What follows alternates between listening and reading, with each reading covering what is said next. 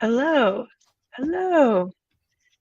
I can see Kiki, and I'm guessing there are a lot of other friendly faces out there in the audience. Welcome. Uh, so my name is Ray Hickman, and I'm going to be moderating the reading today. Thank you so much for joining us at the American Center in Moscow for our Meet a Poet series, where today we are meeting a poet named Kiki Petrosino. I'll introduce Kiki briefly, and then Kiki will read poems for us. You have the poems in a printout with the Russian translation. So she'll read in English. You'll be able to follow along in Russian if you so desire. And then at the end of the poem reading period, we will be taking questions. So put the questions you have in the chat. Even as we go along, you can be putting the questions in there. And then Kiki can address those after she's done reading her poems. So keep that in mind. All right, let's get started. So Kiki Petrosino is the author of White Blood, A Lyric of Virginia, 2020, and 3 other poetry books, all from Sarabande. Also a new book, which I believe is a memoir, hybrid memoir poem collection called Bright. It's not in here, but I know about it, so I'm putting it into your official bio so that people can clamorously go to the bookstore and get it. She holds graduate degrees from the University of Chicago and the University of Iowa Writers Workshop. She directs the creative writing program at the University of Virginia, where she is a professor of poetry. Petrosino is a recipient of a MacDowell artist residency, a Pushcart Prize, a fellowship in creative writing from the National Endowments for the Arts, the UNT Rilke Prize, which is awesome. I love Rilke. The Spalding Prize, among other honors, many, many other honors. I will add a few things about Kiki from our personal connection. We went to graduate school together at the Iowa Writers Workshop, and just the day before yesterday, I found a Polaroid photo in a desk of Kiki at the early age of, I don't even know how young we were. And we were all sitting around together in a writing group, writing poems and crafting books of poems very early on. It was exciting to find the photo. So I have been following Kiki's work for a long time. Every book that comes out delights me even more than the last. And even the other day, I was watching the movie Sneakers and suddenly thought of a poem of Kiki's. So her work is deeply enmeshed in my even viewing experiences. I will turn this over to Kiki and we will get to hear her fantastic poems. Remember, as questions arise, just put them in the chat and we will ask Kiki these questions after she's done reading. Thank you so much, Mary, and thank you to everybody who's tuning in through the American Center Moscow. It's an honor to share poetry with you and to let you view some of the sunlight here. I'm broadcasting to you from my home in Orange, Virginia, which is a small town in the very center of the Commonwealth of Virginia. The first group of poems that I'm going to be reading for you right now are from my 3rd book, Witch Wife, and the poems in that book deal with coming of age and womanhood. Europe. Every night I go back to your house, behind the abandoned caserma, where once I wept in my clothes on the street. Your same window with its rolling blinds, same diesel smell, same birds on the roof. Every night I go back to your house. I almost dissolved when you sank your verbs in white ink, imperfect, subjunctive. I wept in my clothes on the street where olive trees turned their foil palms. It was summer. I stood in my smithereens. Every night I go back to your house, climbing your melted marble steps. My age is a seed pearl under my tongue. Was I wrong to weep in my clothes on the street? Your lamps are still. Your mother is home. I'll never be so lonely again, or young enough to weep in my clothes on the street. I go back to your house. Voice lesson. Hello, Dumb, vain bird of paradise, time to shred your lungs' silk kerchief. You can't be pretty mouth and sing. Want some orange pip pip pips? Ain't you lonesome on your little swing? You dumb, vain bird of paradise. I see you doling seeds and ants to nobody. What a drag. You ain't made for onlyness. You can't be pretty mouth and sing alone. Make your O like an egg, like an egg. See? Hell-o, you dumb, vain bird of paradise. Don't swallow them stones. They dead, like you might be awful soon if you please. Be pretty mouth and sing. Just how long will you peck around, caw, halloo, halloo, you dumb, vain bird of paradise, you can't be pretty mouth and sing. So if you are familiar with forms of poetry, you'll notice that the first two poems that I read are villanelles. This next poem is also a villanelle, but it's a little bit longer. It's sort of a supersized villanelle by a few lines. Pastoral. Where did it start? In a city of gardens and muck, when I held someone close in watery the pulse. Where did it start? In the garden, the muck, where insects jumped in starry arcs. My body took shape then, a greenhouse I entered alone. We drank and I bled all the way home. I wore so many clothes, cotton, wool. I burned in my skin like a stone. How exactly? Where did it start? There in the muck, no saw how we blazed into poppies. Light raked through our bellies like combs. We drank, and I bled all the way home. Now I blister up from bed. Is a silver cry in the light. Oh, animal life. In a city of gardens and muck, you can start to itch. You jostle and fight, scrambling for years. Hill of your life. You ask, where does anything start? In muck, in a garden. You drink the drinks and bleed your foam.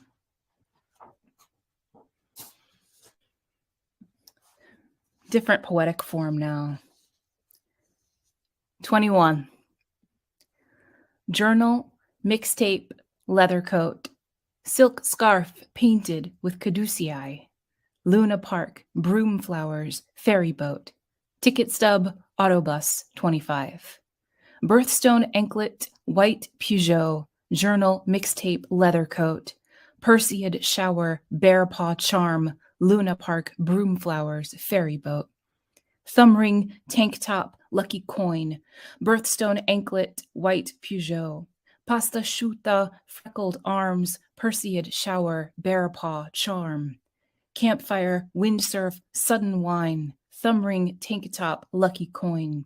Olive orchard, sunflower farm, pasta sciutta, freckled arms. Yogurt with apricots, coca light, campfire, sudden wine, windsurf, olive orchard, sunflower farm, laundry, terrace, sting concert. Feather earrings, volcano hike, yogurt, apricots, coca light, green yellow sunset, fever sleep, terrace, laundry, sting, sting.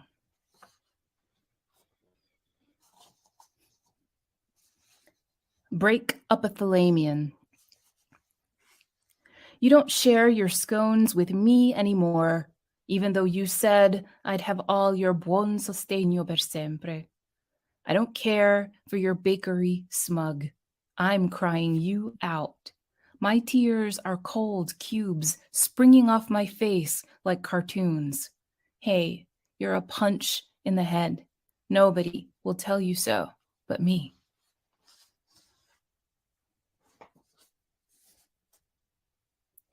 Contagion. I wake up in my body, and it's worse than a war zone. My smoke cloud of blood, my hair grenade, tick, tick, boom. It's worse than a war zone when I cruise past your brunch, just to get bread, just ordering juice. I open my mouth and the war rolls out, dense as a foghorn. I can't keep from squeezing my skull. I keep time traveling back to the noon of my birth. Worse than a war zone that Sunday, that night when I wept in the war of myself, That's the first war I knew. It was worse than a war.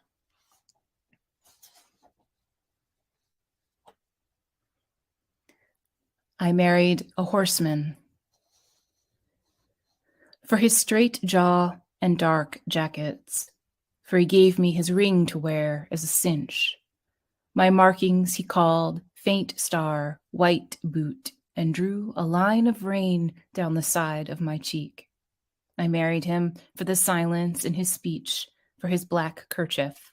All the time he drew, and in this drawing we married. Now I live in the timber scent and tall smoke of his shadow. Evenings he returns to me from his work with his fine coat haltered in frost. This house has no doors. We pass each other, crossing our necks in hello.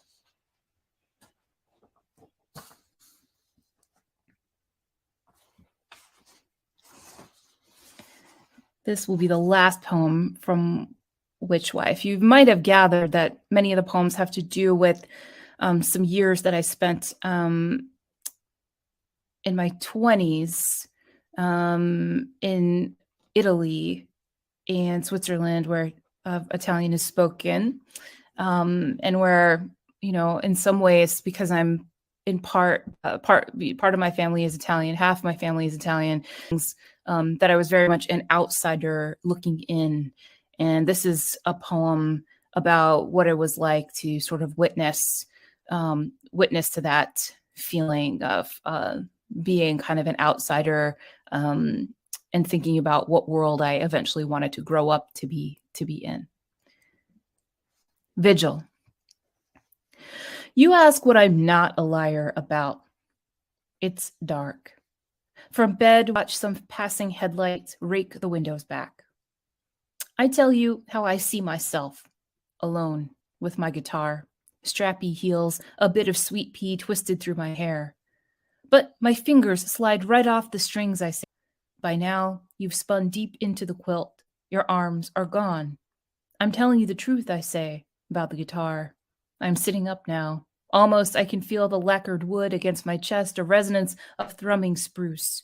You stir, then clock the space between my hands. Why make things up? So I look again. Left arm, right arm, crescented. There's something here, but not an instrument. It has some weight. I notice how the quilt is tucked as if the cradled shape could drift apart like antler velvet. I've never held a form precise as that, in bundled cloth, nor felt its pulse go zing against my hand, and then my hands feel warm, more truly weighted than before. I glimpse a momentary face, a tiny zero snugged within my dark. I wrap the quilt. I keep it close. All night I try to count the hushed electrons blooming in my brain. Whenever I dream of water, rippled leaves, the little face is sometimes there and sometimes not. But here or there I almost say, I wish, then bite my lip to force it back. I sit up like that for many nights, not knowing what I want or don't. In Como, once alone, I ate a fish. I let the waiter serve me with 2 spoons. I read Fitzgerald twice. I loped in long brown boots and cried and made up songs about myself. From the red funicular above the town, I watched the women hang their slips to dry. I watched them lift their silver coffee pots and call their boys in from the street. How neat, I said, and memorized their clinking plates. I tracked the twilight smack of soccer balls, the sound of thunder making promises across the lake. I'll write this down, I said, but that was all. I didn't want it more than anything. I didn't think of mom or bride. I burned in my leather coat. I lied.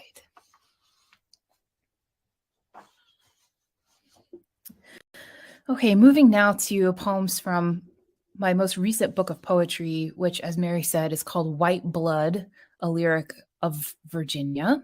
As I told you, I'm here in Central Virginia. I am a professor of poetry at the University of Virginia. The university is located in Charlottesville, Virginia, also in the middle of the state, but about 30 miles south of where my home is now. I direct the creative writing program there, and I teach poetry at the graduate and undergraduate levels. The University of Virginia was founded by Thomas Jefferson, the 3rd president of the United States. And it's also where I took my undergraduate degree. So I'm actually now back at the university where I studied. I'm now back teaching there. The other connection that I have to Virginia is that the maternal side of my family were part of the free and enslaved African-American communities in northern and central Virginia. And of course, my ancestors came to this continent from Africa in an enslaved circumstance. And so this book of poetry contemplates that legacy as well. Ancestors are in the quiet car. The quiet car is locked with a password you can't decrypt. You're a professional password decryptor, but your ancestors are demolition experts. You're wearing black tactical gear, and your ancestors are wearing black tactical gear.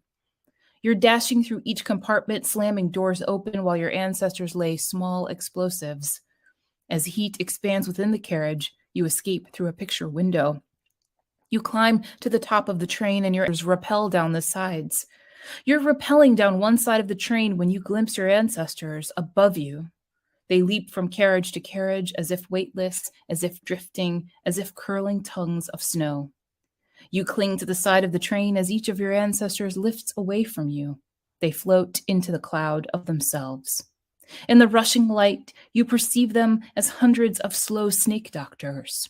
Oh, you begin.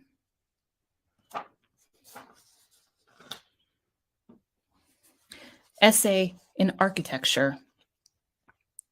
The human face, its pine doors painted like mahogany, human face with horses under each veranda, perfect parquet tetragons of the human face still legible in Old French. Sealed closet of the human face lit by oculus, design face, tinker face, factory face, twine and bare wood comprising a pulley system for the human face, woodworked face with sunbeams settling in. Revolving buffet supporting the human face, entire pewter plate collection in the face, human face as soup tureen, as paint chip, as spit jack, smoke rings textured like the human face cured, human face pickled, human face brushed with olive oil, anchovies, and parmesan, green floor of the dome room just above the human face, floating view of the face, its quarter farms, rough cabins dotting a sloped face, partly visible, white pendulum drawing faces in the air.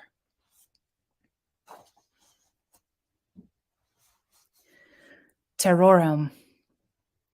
Every night I go back to Mr. Jefferson's place, searching still his kitchens behind staircases in a patch of shade somewhere, beside his joinery and within his small ice house till I get down that pit lined with straw where Mr. Jefferson once stacked frozen slabs of river water until summer.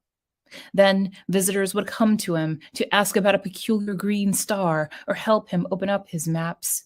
They'd kneel together on the floor among his books, lavish hunks of ice melting like the preserved tears of some antique mammal who must have wept to leave Albemarle, just when I landed in Milan for the first time, Stone City, where Mr. Jefferson began to learn the science houses, how you dig into the dark flank of the land, how you seal the cavity. Leave open just one small hatch through which I might lift through gratings Mr. Jefferson's cold-dressed victuals, his expensive butter and salads, the sealed jars sweating clear gems of condensation, white blood appearing from warm air, as if air could break and slough, revealing the curved arc of our shared Milan. There I wore silver rings on each thumb. I studied and spoke in fine houses of ice. I knew a kind of crying which sealed me to such realms for good. Old weep, old throb in throat. How much of my fondness for any place is water, stilled and bound to darkness.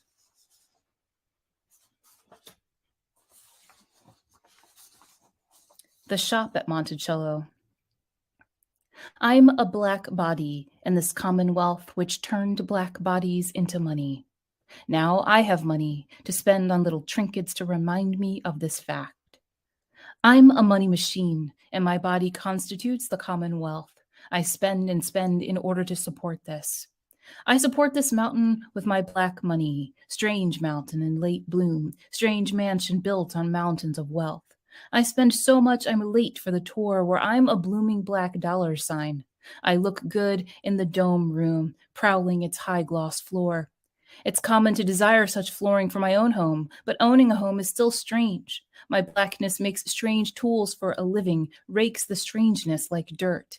I like to rake my hands over merchandise, Bayberry votives, English hyssop and crisp sachets. I like this engraved pewter bookmark so much suddenly, I line up for it, clenching my upright fist. I pay cash to prove myself no shoplifter. Still, I abscond with my black feelings, crisp toast points dunked in fig jam. On one hand, I must think very highly of myself to come here. Then again, that sounds like something I would say.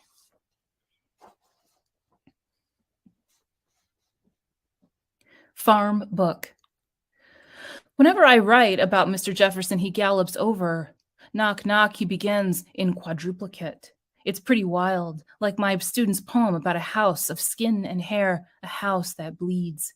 Mr. Jefferson's place is so dear to me, white husk my heart beats through until I can't write more. In my student's poem, the house stands for womanhood, pain coiled in the drywall. Sorrow warps the planks, pulling nails from ribs. In Kentucky, I'm the only black teacher some of my students have ever met, and that pulls me somewhere. I think of Mr. Jefferson sending his field slaves to the ground, a phrase for how he made them pull tobacco and hominy from the earth, but also for how he made of the earth an oubliette. At 16, they went to the ground if Mr. Jefferson thought they couldn't learn to make nails or spin. He forgot about them until they grew into cash or more land. For him, it must have seemed like spinning, sorrow of souls forced to the ground as a way of marking off a plot. At 16, I couldn't describe the route to my own home, couldn't pilot a vehicle, could hardly tell the hour on an analog clock. I had to wear my house key on a red loop around my neck. Now I rush to class beneath a bronze Confederate, his dark obelisk, his silent mustache.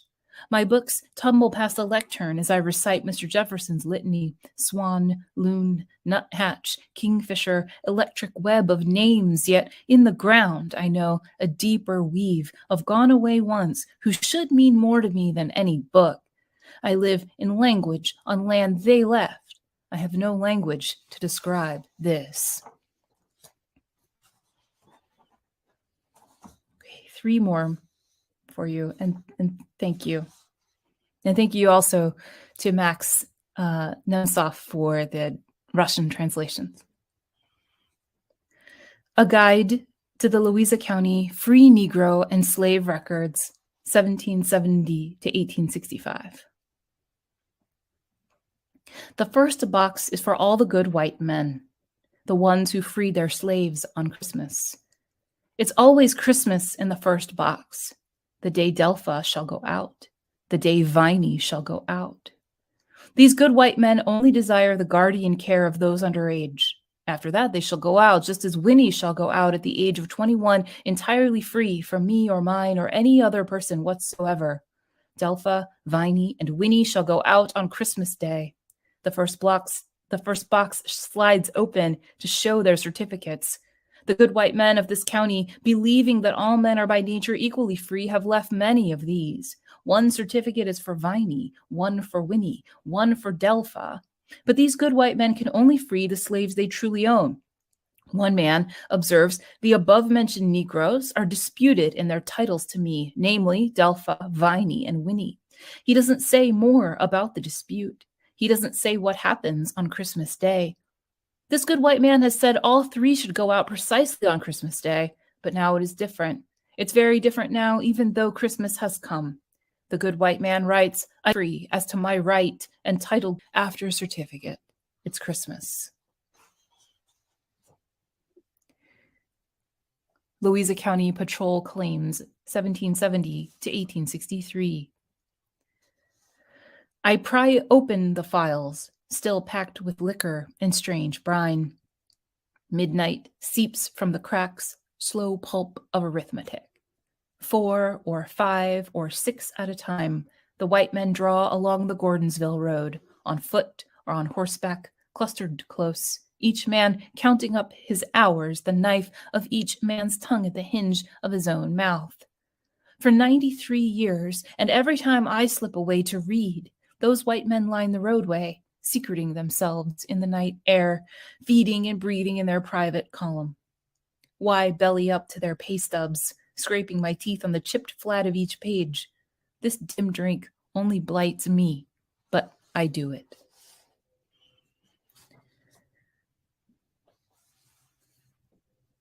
And this will be the last poem. Psalm. Dear Lord, dear High Remembrancer, dear providential love, have mercy. Have mercy, thou surveyor of wildflowers, assessor of royal and exquisite bee realms. Have mercy, ledger, who tracks us in the night, who measures without speaking our dark trespasses. For nothing here survives, not the gold-legged deer browsing the bleached office park at dawn, nor the minute finch on her branch of long division, but thou absorb it all. O gazer, be kind in thy absorbing calculus. Won't be long before thy reckoning curve arrives at the junction of our error. How, beneath thy mineral eye, we walk abroad, forgetting thee, cartographer of sparrows. Thank you.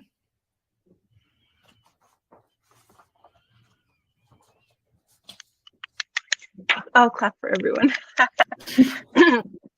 What a beautiful reading. One of the things I was noticing in the reading is just getting to hear all of the rich, beautiful language out loud and across two books was really exciting. To hear the kind of way that the music is transferring across personal histories, land histories, cultural histories, and moving its way through all of that. I want to allow for questions from the audience, but I don't see any in the chat yet. So I will wait until those get transferred over, and then I'll keep my eye out for those. All right, so I will start off the questions. Oh, I see one already. I will ask this question. I have a few questions, but I'll say them. Question one for Kiki. Thank you very much for reading your poems. How did you become interested in writing? Yes, thanks. Very good question. So I trace the beginnings of my interest in writing to a very early interest in music that I had as a young child. And I credit my mother with instilling in me a great curiosity and enthusiasm for listening to all kinds of music. When I was very young, my mom would always play different kinds of music. She played piano, so she played classical music, but then she would also play a lot of top 40, as we say in the United States, the top 40 songs, the pop songs that were out at any given week. So we played a lot of music in the car and listened to a lot of music. And my mom would always make conversation around that music and ask my sister and me what we felt when we listened to the music, what do we think the song was about? And so in that way, I kind of had this early practice in thinking not only about the sounds that were coming through the speaker, but also about the connection between language and sound. And so we would have conversations about music first. And that, I think, was the foundation. So for me, as a poet writing poetry, I'm not only telling you a story or expressing a feeling in the form of the poem, but I also want to put certain sounds in your ear and give you an experience on the sonic level, on the musical level, which of course is such a central way that poetry communicates its message into the mind, into the heart, and through the ear. Question two. I noticed a lot of Italian words in your poems. Did your travel to Italy influence your poem writing? Yes. So I'm not a mother tongue speaker of Italian. I so my family members, they spoke a dialect of Southern Italian. However, they never taught me the language, because then we kids would know what the adults were saying. So they kind of would speak Italian when they had adult things to talk about. But I was always so curious about it. When I was an undergraduate at the University of Virginia, that was Italian. So I studied it, became proficient, then studied in Italy and Florence, then lived in Lugano, Switzerland, which is in the Italian-speaking canton in Switzerland. And so being able to move across languages in my daily life was really formative for me as a young person and as an emerging poet. So the music and meaning, the tonalities of Italian are present for me, also at the musical level. Although for me, the music of English is primary, I like being able to think and puzzle out how another language works and how another language expresses feeling. And Italian is such an expressive, emotional language that it connects really well with that project. We have a comment from a viewer. Thank you. It's wonderful. I agree. Thank you. Another question coming in. The theme of your poems is very unique and beautiful. Is there a reason why you write to womanhood? Yeah, it's interesting. When I was a young poet, like in high school, and I think in undergraduate, I very much did not want my poetry to be identified as women's poetry. It felt confining for some reason, or it felt like to be a serious poet, you had to in some way transcend aspects of identity in order to try to write something that was universal. And these words should all have big quotation marks around them, all brackets, because of course, what do we mean by universal? What do we mean by transcend? What do we mean by identity? What I really wanted was to be taken seriously as a poet.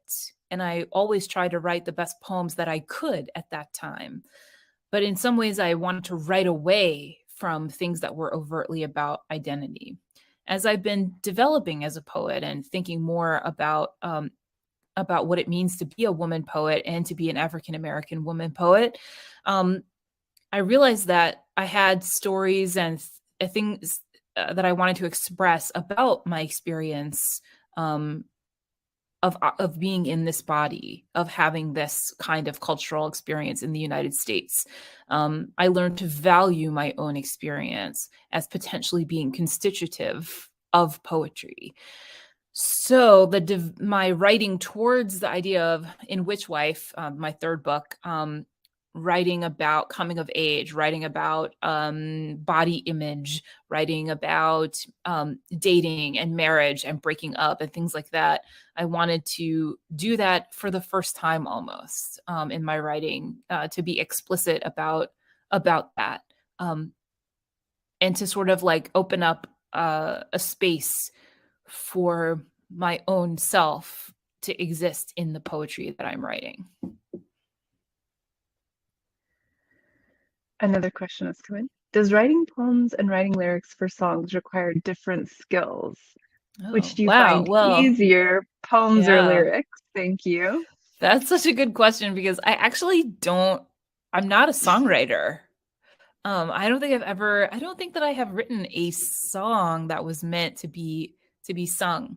However, one of the poems, Pastoral, that I wrote, that I read to you all just a few minutes ago, was set to music recently, and I had a chance to see that performed by a young person, and it was really, really an amazing experience. I've also had poems, one poem that was choreographed as a ballet, and that was incredible to collaborate with a choreographer and with dancers, professional dancers. So someday maybe I would like to try to write a song, but I would imagine some of the skills would be different. One would need to activate one's musical sensibility even more when something is going to be sung. Mary, have you ever written a song? I've never written a song. Weird. No. Yeah. Yeah. Yeah. Yeah, I think that's a fabulous question. I was just watching a Yeah. documentary about the writing of Leonard Cohen's song Hallelujah, if anyone knows Mm. that song. And it took him 7 years to write, and the process sounded exactly like writing a poem, as Mm-hmm. tortuous Mm-hmm. and as uh, inexplicable in some ways when it Mm-hmm. comes together. Yeah. I haven't though. I will ask a question of mine. The villanelle is such a song-like form. What drew you to the villanelle? How did you first yourself inhabiting that form, and for such a extensive amount of poems? Yeah. I was probably just reading some published villanelles and airing how they make use of repetition. A villanelle is a 19-line poetic form, and you are required to repeat lines a certain amount of times. And I really like poetic forms that have repetition as a part of them.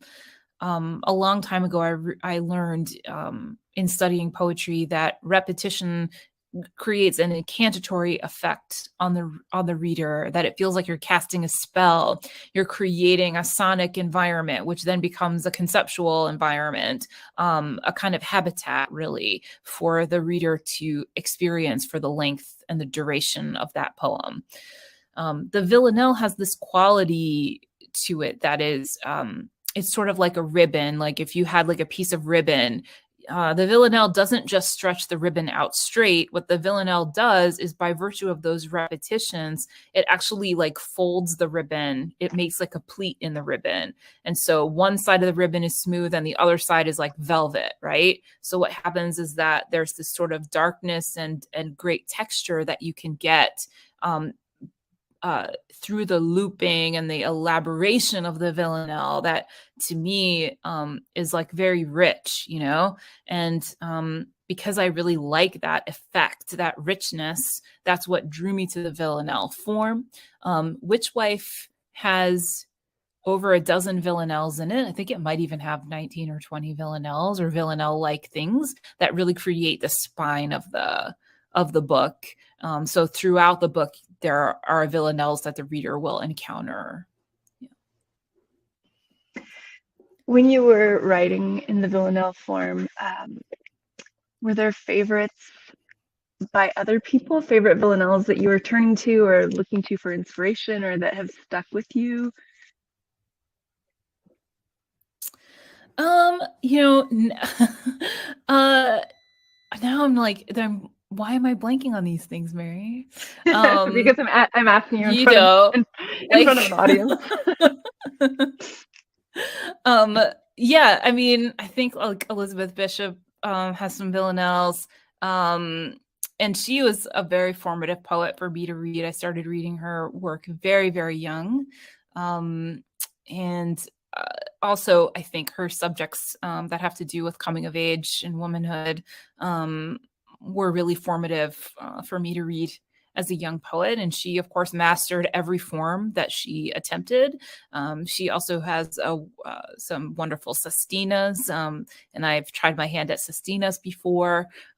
So, yeah, she's amazing. The first villanelle I ever read, and I remember reading it, was in the back of the collected Sylvia Plath. She has one called Mad Girl's Love Song. And I Yeah, remember yeah. being like, Mm-hmm.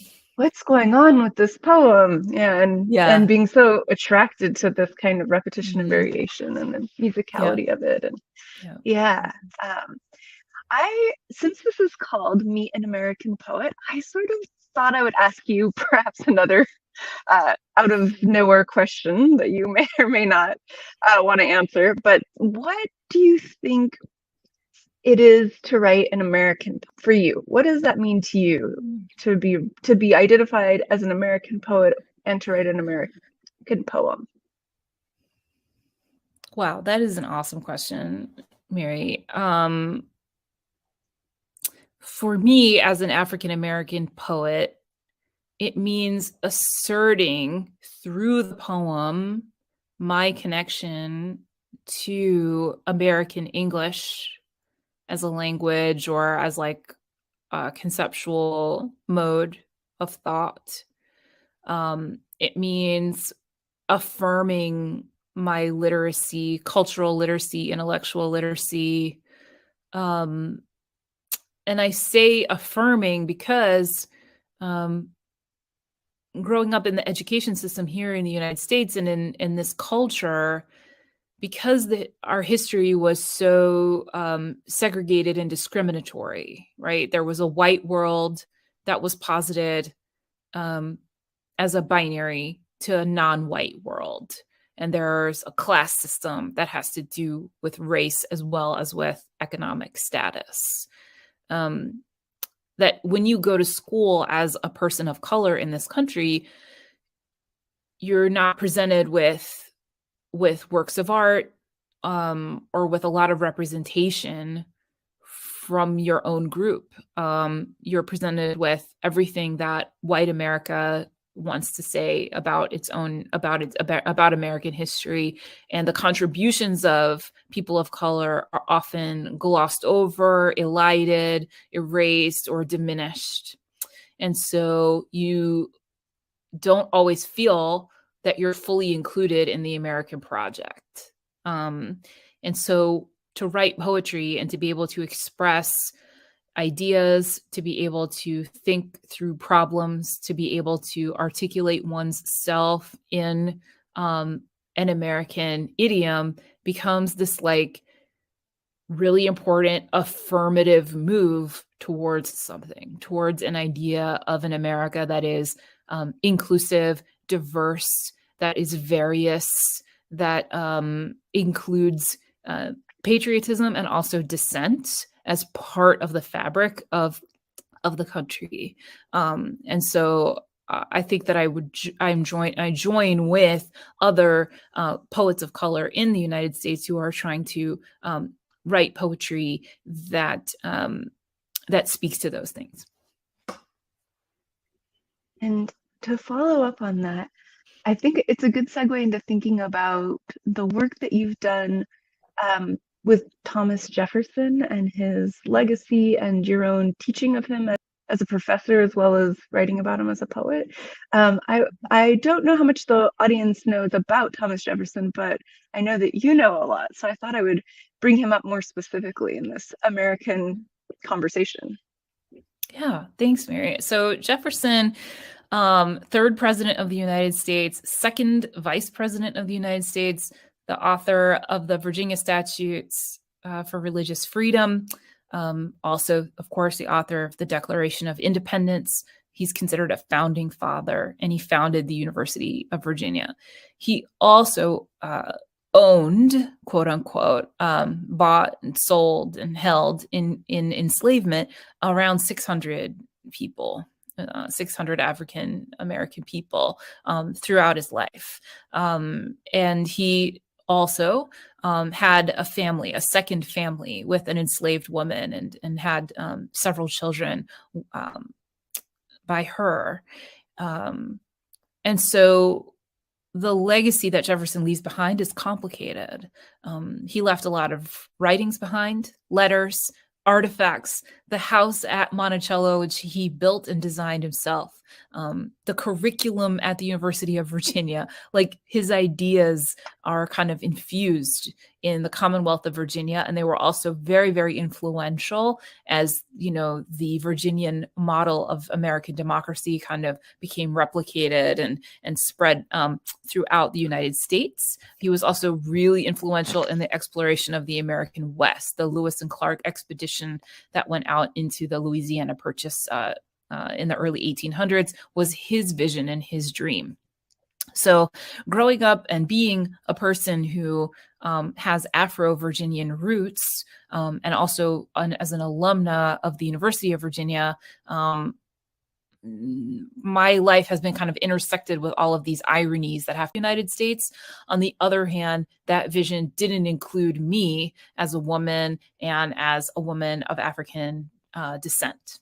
And so the challenge is, like, how does one assert one's Americanness in this extremely, for us, historic place of Virginia, and contend with the things that are difficult about Jefferson, alongside the things that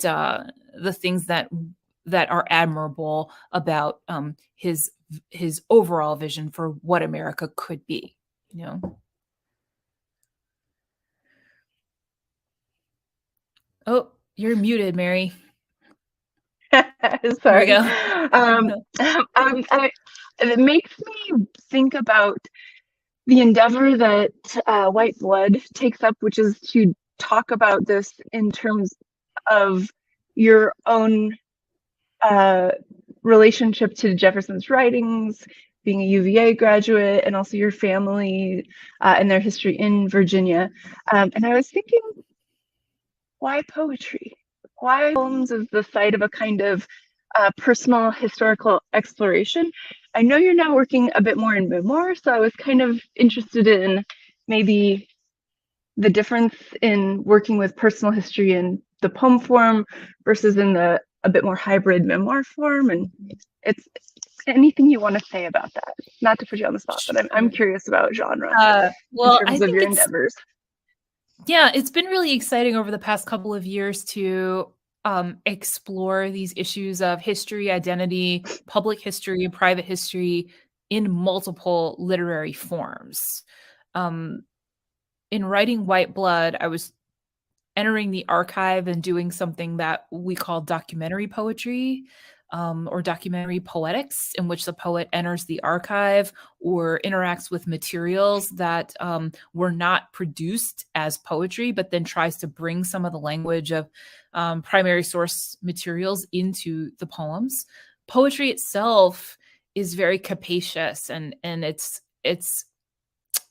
a form or a modality of writing that allows you to express ideas in multiple ways. So I write prose poems, I write villanelles, I've written sonnets, sestinas, I've worked with so those are all forms that we might call fixed forms, but I also use free verse and kind of create my own forms. And so I like being various and using the tools of poetry to kind of juxtapose ideas, stacking them on top of one another, crossing them into each other, maybe not always telling a causal narrative, but maybe making a collage of ideas. Poetry allows that to happen. Memoir, which is what my latest book is a bit more linear. And my last book does in part tell the story of my own upbringing and my own history, but still as a poet, even as a poet writing a memoir, juxtaposition, collage, the fragment, or threading a narrative over multiple movements, like those things are also really interesting to me to try to do in prose. So I'm always just looking for, what is the language? What are the forms in which I can bring in seemingly disparate pieces of material, things that don't seem to go together, but kind of do, in order to make a fabric? Or I feel that made me want to just go and start trying to write a memoir because I've always thought of it, I think, as something apart from me, but that description makes it feel as if it is a new site for it in some ways. We have a couple questions in the chat that I need to bring in. So one of them is, do any organizations help American poets promote their poems or books, or do you have to promote them yourselves and rely only on yourselves? It's a really great question. So the answer is yes to both. There are some major literary organizations in the United States. There is the National Endowment for the Arts, which is it's an independent arts organization that has some funding, some congressional funding, but it operates like it's not an arm of the government. It's specifically meant for the promotion of the arts in America. And so there's a fellowship program that you must compete for, but that many poets, writers, and translators can connect to. There's also some other independent organizations, the Academy of American Poets, Poetry Society of America. Those are three major organizations. and then there are literary journals themselves. Publishing your individual poems or a group of poems in something like Poetry Magazine, for example, is a way of building an audience for your work. The United States has a really strong network of small and independent literary presses, of which my publisher, Sarabande Books, is one of the best. Mary, you've also published on some of the best small and independent literary presses in the country. And those presses become a network in themselves too. When they decide to publish a book, they will do a lot to promote it. Now, as an individual poet, there are many things that you can do to promote your work too. You can have a website. You can organize a reading tour where you can go to different places in the United States and read from your work. There are a lot of wonderful independent bookstores in the United States where you can either consign your books or where they might stock those books. And you can hold a book signing and you can hold a reading. I would also say that the university system in the United States is another way to connect with readers and with public audiences. Places like the University of Iowa and the University of Virginia, where I teach, these are big public universities. And so most of the programming that they do around literature, most of those events are free and open to the public, and that becomes a really interesting and good way of connecting with audiences. All right, and question 6: who are your favorite poets? We're getting some good poetry recommendations.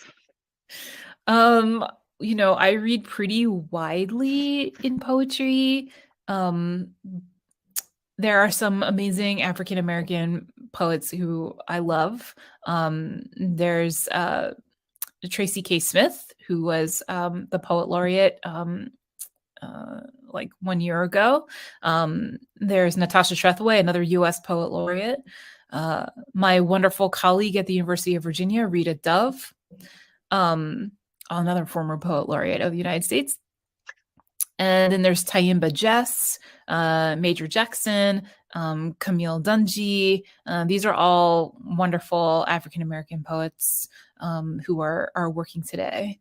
Mary, also one of my favorite poets. You all should definitely look up Mary Hickman's books. Yeah, she's an amazing poet, and you should experience her work as well. Thank you. So gracious. So I think that we have just a few more minutes. If there are any last questions that people want to get in, I'll have my eye on the chat to make sure I'm not missing anything. We do have one that's come in. You are a poet and a teacher. What do you enjoy the most in teaching? And does teaching influence your writing, or does your writing influence your teaching? Oh, this is such a great question. I was just listening to an interview with James Wright where he was talking about this. Mm-hmm. Yeah.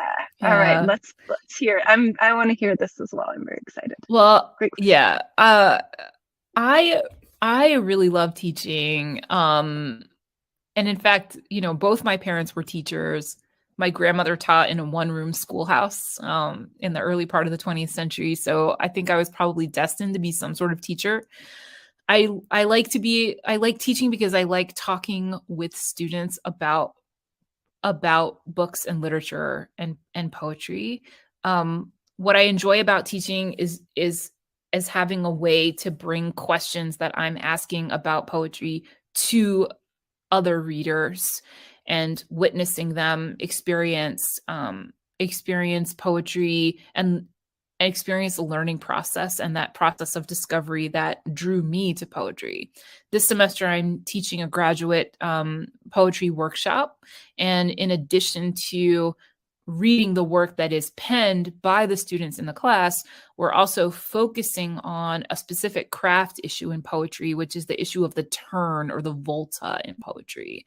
So I've ordered some books for them to read and talk about, some books of sonnets and some works of criticism, in which poets and thinkers are thinking in a really dedicated way about how a poem makes meaning by way of turning, by way of creating shifts in a poem. So those are things. It's the second way that my writing and the questions that I ask in the writing process are influencing what I might bring into the classroom. Can you name any of the books from that list in case people are interested in looking at that material for themselves? This week we're going to be reading Diane Seuss's Frank sonnets. That's a whole book of sonnets in prose form, really wonderful. And we're also going to read the title sequence of Alice Notley's In the Pines. Those are the next two, I think, that we're going to be working with. Yeah, Frank is on my list to read, and In the Pines is on my greatest hits list. So that sounds like a perfect marriage. I wish I was going to be in class this week.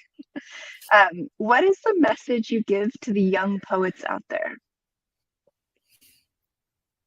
I think that my message is that poetry and literature are for everyone, and poetry, writing, and sharing your writing is a way to make connections.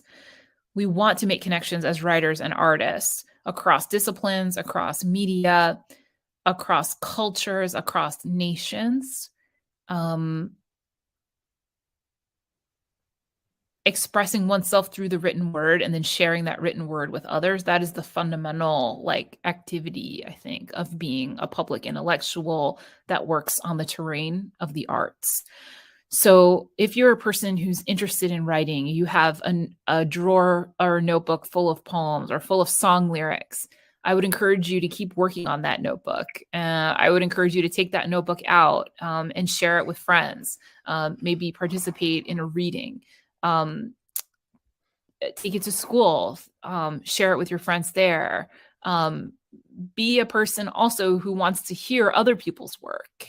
Go to readings, go to events, support writers, buy books to the extent that you can, borrow them from the library, and participate in a community that is actually worldwide. It goes far beyond any kind of national border to encompass the whole world of creators, the whole world of artists. And you get to be part of that world, and I get to be part of that world. So that's my advice. I think we'll end with a comment from a viewer. Thank you very much. You're amazing and inspiring. I agree with this. Thank you so much. What a great audience. And thank you so much, Mary. I will say that we have a survey that we would love for the audience to fill out, because we'd like to hear how this was for you, what you thought. And once again, I want to thank the American Center in Moscow for hosting our Meet a Poet series, and for having Kiki as a guest. And thank you to Kiki for your wonderful poetry reading and answering all of our questions. So again, please fill out our survey, and thank you for joining us today. Thanks, everyone.